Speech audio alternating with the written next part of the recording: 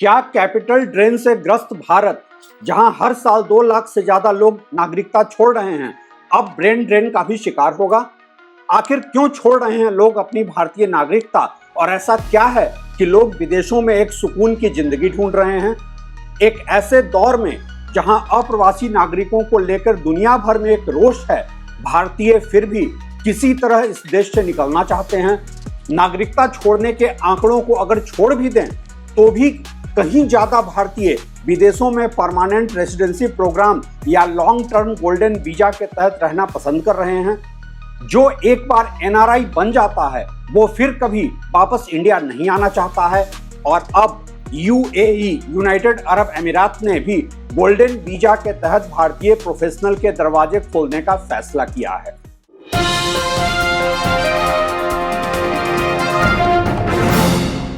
नमस्कार, आप देख रहे हैं ट्रैक टू रियलिटी और मैं हूं रवि सिन्हा। यूएई में अभी तक गोल्डन वीजा यानी कि एक तरह का परमानेंट रेसिडेंसी उपलब्ध तो था, लेकिन अमीर भारतीयों के लिए आपको 2 मिलियन एईडी, अरब अमीरात दिरहम का इन्वेस्टमेंट करना होता था, प्रॉपर्टी खरीदनी होती थी। अब अगर हम एईडी को इंडियन रुपीज में 23 रुपए 30 पैसे से निकालें तो यह रकम 4 करोड़ 66 लाख रुपए बनती है। जाहिर सी बात है, ये ऑफर अमीरों के लिए ही था, उनके लिए था जिनका नेटवर्थ 1 मिलियन यूएस डॉलर यानी 9 करोड़ के आसपास या उससे ज्यादा हो। वो इंडियन जो एचएनआई यानी कि हाई नेटवर्थ वाले हों। फिर भी दुबई में कई ऐसे भारतीय लोगों से मैं मिला हूं जो इस ऑफर से खुश थे और वहीं परमानेंट सेटल हो चुके थे। घर, परिवार, व्यापार सब वहीं था। और क्यों न हो, साफ हवा, पानी, कानून व्यवस्था, सुरक्षित वातावरण जहां की महिलाएं भी अकेले रात में सड़कों पे निकल सकें, खाने में यहां की तरह हर चीज में मिलावट नहीं, कोई इनकम टैक्स नहीं, इनडायरेक्ट टैक्स के नाम पे भी बस 5% का वैट और एक ग्लोबल लाइफस्टाइल। मैं चूंकि खुद दुबई में वक्त बिता चुका हूं, सो समझ सकता हूं कि क्यों कोई वापस इंडिया नहीं आना चाहेगा। यहां पे मैं एक बात और स्पष्ट कर दूं, चूंकि कई लोग दुबई को एक देश और यूएई को ही दुबई मानते हैं, लेकिन ऐसा नहीं है। यूएई देश है और इसमें 7 राज्य या एमिरेट्स हैं, जिसमें दुबई और अबू धाबी प्रमुख हैं। ये कोई अलग देश नहीं है। यूएई के नए गोल्डन वीजा ऑफर के तहत अब आपको 2 मिलियन एईडी यानी 4 करोड़ 66 लाख रुपए इन्वेस्ट करने की भी जरूरत नहीं है। बस वन टाइम फीस है 1 लाख एईडी यानी कि कोई 23 लाख 30 हजार रुपए, और इतने में आप ले सकते हैं गोल्डन वीजा और वहां रहकर व्यापार और यहां तक की पढ़ाई भी कर सकते हैं। आपको किसी लोकल स्पॉन्सर की जरूरत नहीं होगी, उल्टा आप अपने फैमिली मेंबर को स्पॉन्सर कर सकते हैं वहां रहने के लिए। आप डोमेस्टिक हेल्प भी ले जा सकते हैं।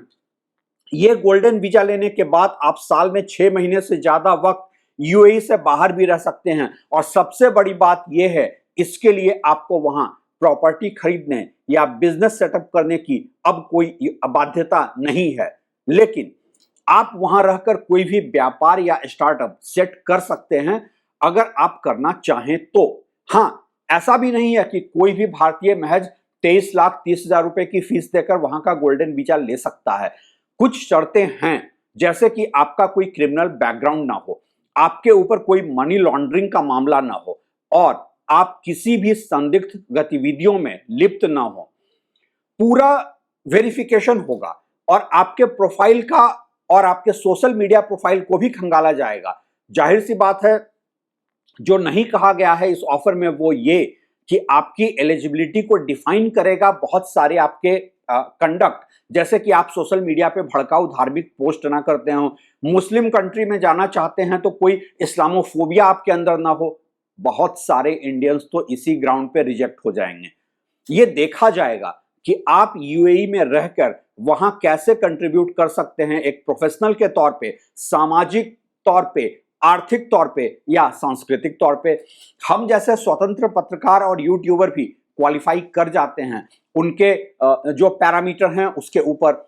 यूएई सरकार का ये एक पायलट प्रोजेक्ट है जो अभी सिर्फ इंडिया और बांग्लादेश के नागरिकों के लिए है। उम्मीदवारों की स्क्रीनिंग के लिए एक कंसल्टेंसी फर्म को नियुक्त किया गया है और आगे चलकर कई और देशों के नागरिकों के लिए यह सुविधा दी जा सकती है।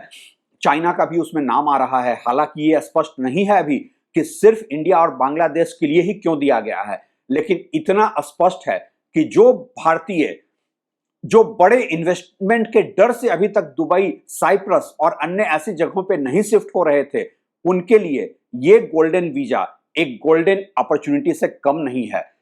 भारत एक मुल्क के तौर पे आज आर्थिक असमानता के दौर से गुजर रहा है।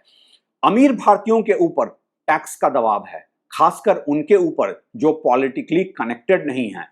कैपिटल ड्रेन यानी कि करोड़पति भारतीयों के देश की नागरिकता छोड़कर विदेश में बसने का सिलसिला जारी है और ऐसे में यूएई का एक गोल्डन ऑफर, क्या देश में अब एक ब्रेन ड्रेन के नए दौर की शुरुआत होगी? क्या मध्य वर्गीय लोग भी अब देश छोड़ने लगेंगे? ऐसा इसलिए भी कह रहा हूं कि अगर यूएई का ये एक्सपेरिमेंट सफल रहा तो आगे चलकर कई ऐसे और भी देश हैं जहां जनसंख्या कम है, सुविधाएं अच्छी है और उन्हें चाहिए टैलेंट। और इंडिया टैलेंट बहुत है मगर उसकी ना कदर है ना कीमत है, और सबसे बड़ी समस्या ये कि यहां खुद को साबित करने के मौके भी नहीं है युवाओं के लिए। फिर क्यों ना हो ब्रेन ड्रेन? पहले से ही दुबई में हर तीसरा इंसान इंडियन ही दिखता है और दुबई सरकार का ये ऑफर मुझे ऐसा लगता है कि एक नया लेवल का मिडिल क्लास का ब्रेन ड्रेन कराएगा। छोटे शहरों में बहुत सारे ऐसे लोग जिनके पास पैसे तो हैं, वो बच्चों के बेहतर भविष्य के लिए उन्हें महानगरों में दिल्ली, मुंबई, बैंगलोर में भेजते आ रहे थे।